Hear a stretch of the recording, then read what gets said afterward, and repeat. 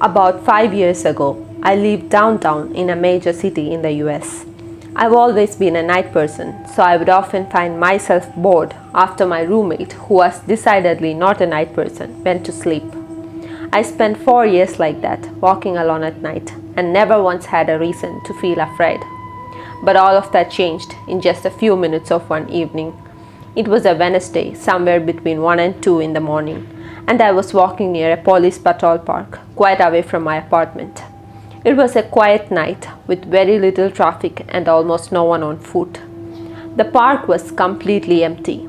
I turned down a short side street in order to loop back to my apartment when I first noticed him. At the far end of the street in my sight was the silhouette of a man dancing.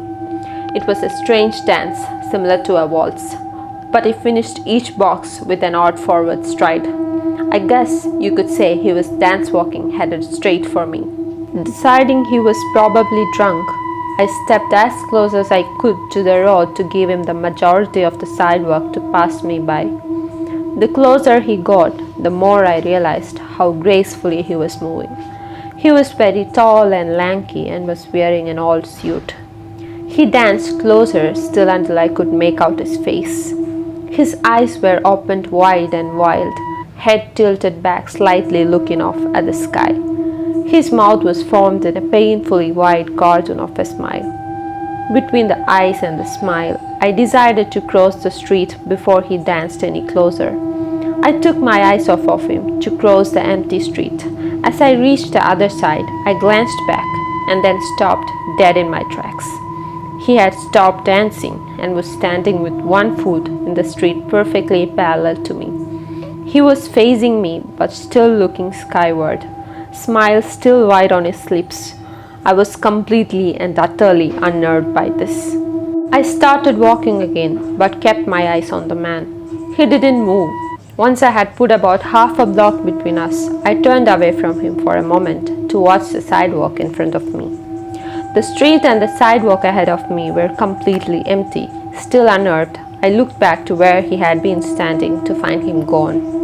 For the briefest of the moments, I felt relieved until I noticed him. He had crossed the street and was now slightly crouched down. I couldn't tell for sure due to the distance and the shadows, but I was certain he was facing me. I had looked away from him for not more than 10 seconds, so it was clear that he had moved fast. I was so shocked that I stood there for some time staring at him, and then he started moving towards me again. He took giant, exaggerated tiptoe steps, as if he were a cartoon character sneaking up on someone, except he was moving very, very quickly. I'd like to say, at this point, I ran away or pulled out my pepper spray or my cell phone or anything at all, but I didn't.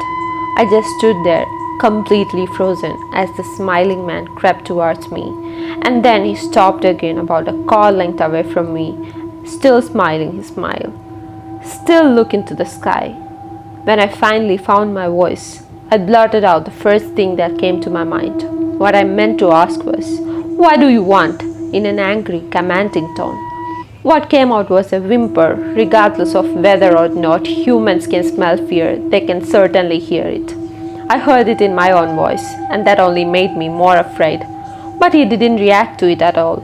He just stood there smiling, and then after what felt like forever, he turned around very slowly and started dance walking away, just like that, not wanting to turn my back to him again. I just watched him go until he was far enough to be almost out of sight. And then I realized something. He wasn't moving away anymore, nor was he dancing. I watched in horror as the distant shape of him grew larger and larger. He was coming back my way, and this time he was running. I ran too. I ran until I was off of the side road and back onto a better lit road with sparse traffic. Looking behind me then, he was nowhere to be found. The rest of the way home, I kept glancing over my shoulder, always expecting to see his stupid smile, but he was never there. I lived in that city for 6 months after that night, and I never went out for another walk. There was something about his face that always haunted me. He didn't look drunk. He didn't look high. He looked completely and utterly insane. and that's a very, very scary thing to see.